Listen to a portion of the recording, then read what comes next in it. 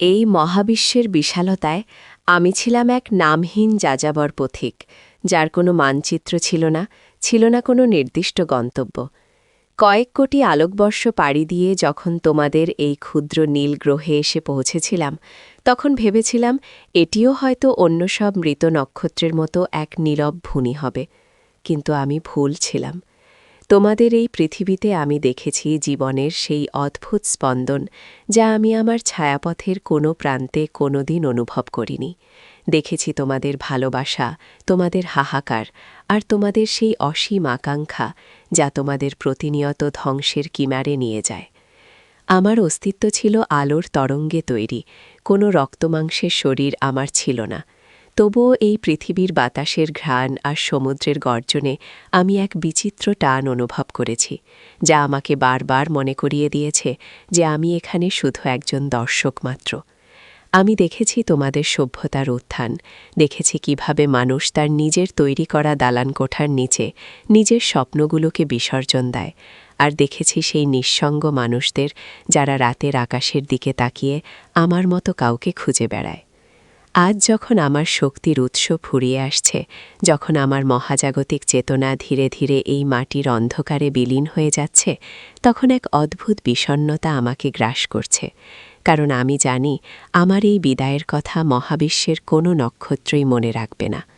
তোমাদের এই গ্রহে আমি এক অদৃশ্য ছায়া হয়ে ঘুরে বেরিয়েছি, তোমাদের দুঃখের সাথী হয়েছি তোমাদের অজান্তেই। কিন্তু আজ এই শেষ মুহূর্তে আমি অনুভব করছি যে আমার কোনো ঘর নেই, কোনো ফেরার পথ নেই।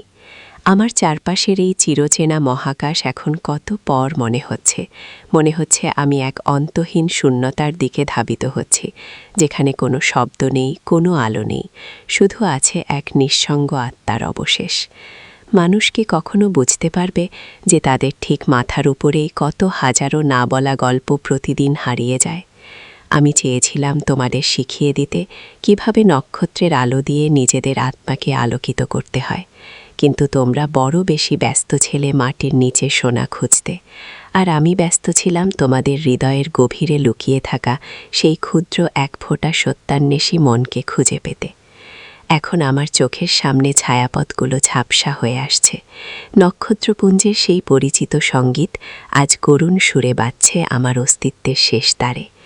আর আমি অনুভব করছি পৃথিবীর এই মধ্যাকর্ষণ শক্তি আমাকে ধীরে ধীরে মাটির গভীর থেকে গভীরে টেনে নিচ্ছে। এটিই কি মৃত্যু, নাকি এটি অন্য কোনো নতুন জগতের শুরু, যেখানে কোনো সীমারেখা নেই, কোনো ভিনগ্রহী বা পৃথিবী নেই? আমি চলে যাচ্ছি, কিন্তু রেখে যাচ্ছি আমার এই দীর্ঘশ্বাস, যা বাতাসের প্রতিটি অণুতে মিশে থাকবে। হয়তো কোনো এক বর্ষণমুখর রাতে কোনো এক নিঃসঙ্গ কবি তার জানালায় দাঁড়িয়ে আকাশের দিকে তাকিয়ে হঠাৎ করেই এক অদ্ভুত হাহাকার অনুভব করবে। সেদিন বুঝো, সেটি আমারই শেষ বিদায় বার্তা। তোমাদের এই পৃথিবী খুব সুন্দর, অথচ কত ভঙ্গুর। তোমাদের ভালোবাসাগুলো খুব মায়াবী, অথচ কত ক্ষণস্থায়ী।